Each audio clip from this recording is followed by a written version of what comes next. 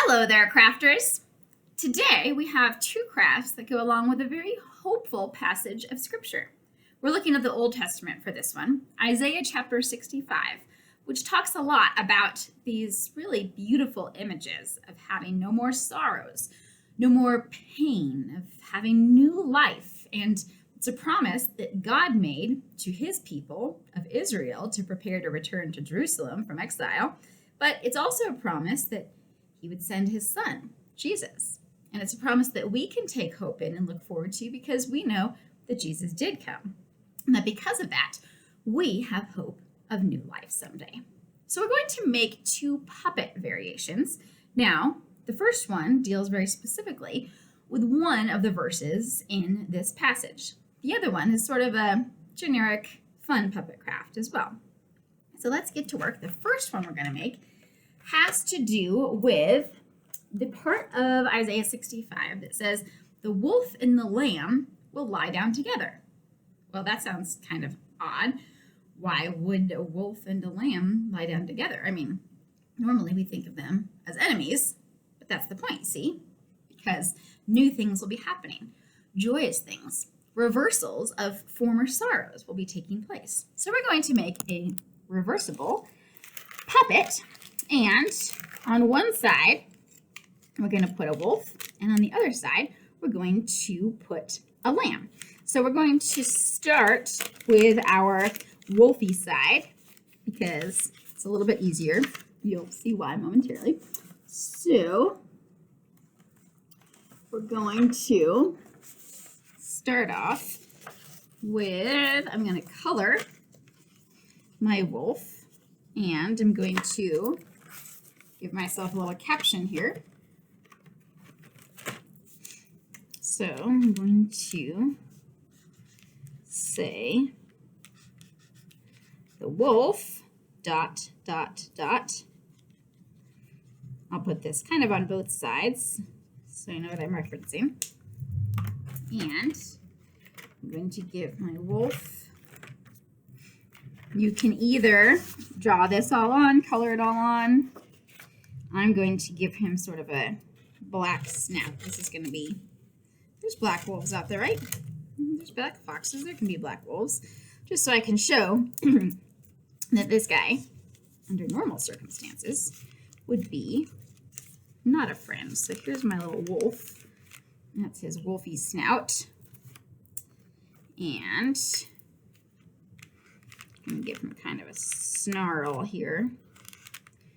I'm going to give him some very sharp wolfy teeth. There's his sharp teeth. I guess I should have put those sharp teeth on here so that they come up with him. We can fix that. There we go. Sharp teeth, sharp teeth. All right, now he'll have some sharp teeth on his strange little beak-like mouth. But if we've got teeth, then we know it's not a beak. There we go. There's his little wolfy fangs. And you can use googly eyes or you can draw on your eyes. Now you have choices here. Maybe this wolf is looking happy because he's lying down with the lamb and being nice. Or maybe he's looking hungry. Or maybe he's looking mean. There's a lot of options. I'm going to shade in with some crayon here. And of course, as always, we're doing the speed version for time purposes, but feel free to take your time. I'm going to give him some ears because wolves have pointy ears, of course. Better to see with, my dear. And, or the better to hear you with, I suppose. There we go. Here's my pointy wolf-like ears. So here's my wolf. Now, on the other side, I'm going to put my lamb. It really does look a little too beakish. Let's just round off his snout a little bit. That's kind of better. All right, on the other side, I'm going to put my lamb. Happy little lamb here. And The reason why I waited on this side was simply that I'm going to put some cotton balls to show that it's a lamb. And it's hard to draw when one side of the paper is covered in cotton balls. Easy as that. So put on little cotton balls to show it's a lamb. I guess those ears kind of still work for a lamb. You might want slightly more lamb-ish ears. Is that a word? Lambish? I think it is a word now. We're going to go with it. And just going to give them some little floppy, rounded ears. Well, I guess then it looks kind of like a poodle, but you get the idea. Then I'm going to finish off my caption here. So, of course, we know why we have a lamb here. So the wolf, and here we go.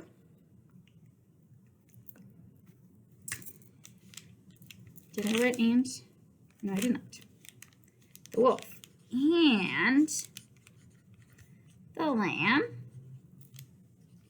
will lie together.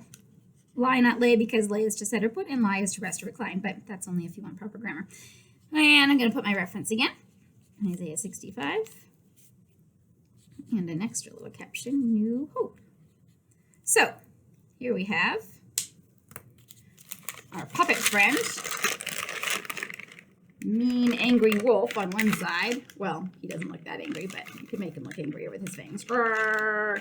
And nice, happy sheepy on the other side to show that unexpected things will happen. That Jesus brings us new hope, that even enemies can one day get along.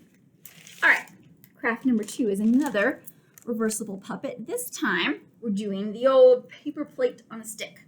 And our paper plate on a stick is going to have a happy and a sad side. Pretty simple. So, I'm going to start with our sad side. And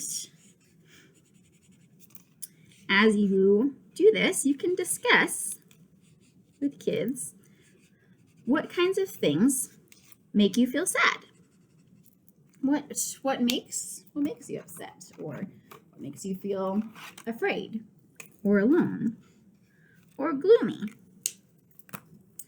And maybe they paint themselves in this picture.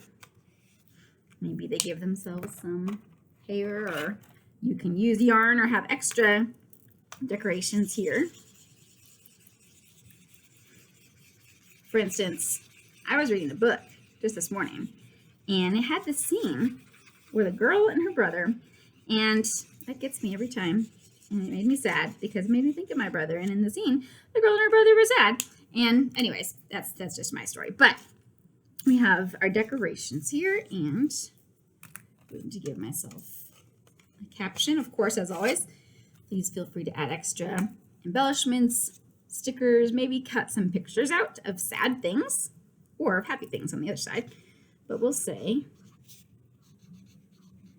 no more sorrows, ... And on the other side, here we have our, apologies, can we even see that? Try that again. There we go. Now we're going to make our happy face. So maybe you're drawing the same person, but now with a happy smile. And we can say, very happy smile, hooray. Maybe you even throw some glitter on this one if you're feeling very adventurous. And maybe we can put a cross to remember that Jesus is the reason we have new joyous hope. And another caption here. God brings new hope. And we'll reference that passage again. Isaiah, specifically. There we go. Now, we're going to put on our popsicle stick, which you can add with glue or with tape, whatever works best for you.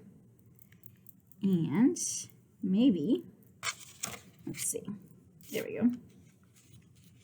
Maybe you even have this in the shape of a cross to really remind yourself of the reason for this new hope. That kind of also makes it even look like a person. So now we have Reversible Puppet, No More Sorrows, or Mask, or whatever you want. God gives us brand new hope.